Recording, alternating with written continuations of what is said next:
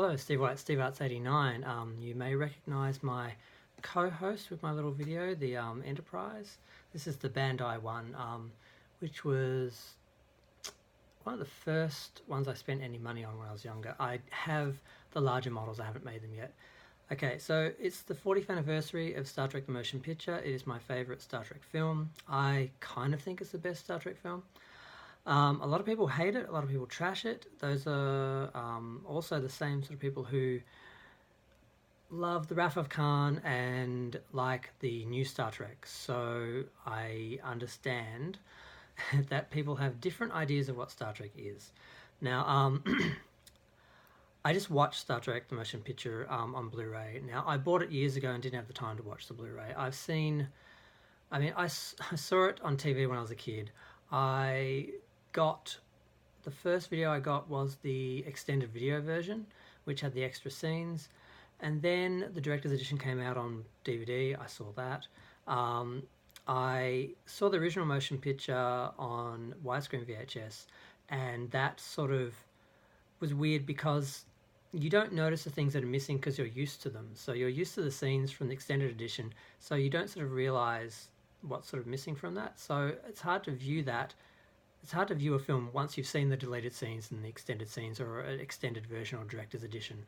So I have trouble unseeing that, but I saw that on video a long time ago, but I didn't really sit down and watch the original version on Blu-ray. I've seen it in the cinema a couple of times years ago, but I just sat down and watched it on Blu-ray, and I was very disappointed by the picture quality. I was aware Star Trek 6 had a lot of problems with noise reduction, but Star Trek The Motion Picture has a bit of that as well, and I was really looking forward to watching the Blu-ray because of the detail, but a lot of the detail is lost with the image, and it really, at first I sort of didn't really think it needed a 4K, but it really does need a 4K that's handled well, and the director's edition deserves a HD version as well, because it was Robert Wise's final version of the film, even if it was revised on to some extent with time. It's not the film he would have put out had he had a month or two more to screen and edit the film. It's closer than what he considered the sort of rough cut, which is what went into cinemas, because they had sold the date, and they had a production FX company that did not produce a single usable shot in the time that they were given, and they had 7 months to get 2 teams to just get it done. And I understand now why they didn't win the Oscar.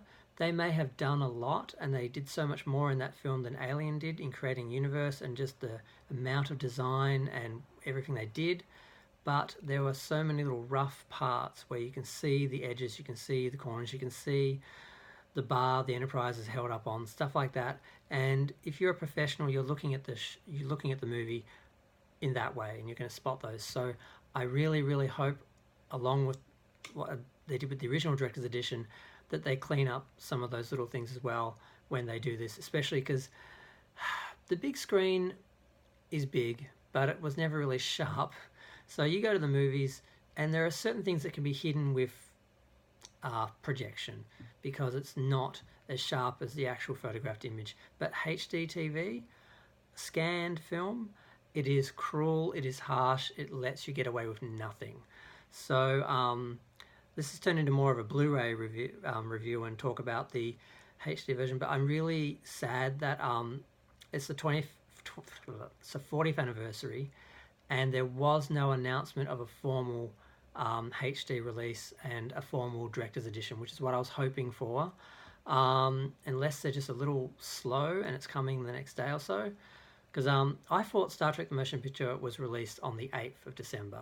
I found out recently the premiere was on the 6th, and the initial release, I think, got a limited release on the 7th and a premiere in LA, and then the full release, I think, the next day, or maybe it just was rolled out over a few days. I'm not sure if they got a full nationwide release on the 7th. Some people are saying they did, some people are saying they're not. But unfortunately, because of the time zone differences, I watched it in Australia technically on December 7th before 12, and then it ran into December 8th, but in Australia it was still December 7 in America, because I really wanted to watch it on the 40th anniversary. And I've been thinking about this is the first big anniversary for any of the Star Trek films for a while. Obviously in a couple of years it'll be 40th anniversary of Wrath of Khan, and I sort of wanted to try and do a big celebration for each one because I have so many documentaries and videos and featurettes and comics and articles and books and things for all the films that I haven't had time to actually watch or enjoy. And I nearly died a few years ago when I got hit by a car, and I sort of was aware of a lot of things that I didn't do because I was just putting off for later or putting them aside to later. I did that a lot. I'm trying not to do that. I want to sit down and read all my Star Trek articles. I want to read the novels. I want to watch all the videos and stuff instead of saving them till later, which is what I tend to do. I have all this stuff packed up and saved for later. And I just want to watch them all. And then if I run out of, if I do and I watch them all, then I'll just have to go out and find new stuff. But I'd be really suck if I got hit by a car again, died, and had never read all my Star Trek interviews and seen all my Star Trek motion picture videos and behind the scenes stuff, all this stuff I've been amassing and searching for and collecting all these years. So I'm going to try and do that, and I'm starting with Star Trek the Motion Picture. I want to get it all seen. So, and about the film. What is so great about the film? I think I have to leave that for the second part of this.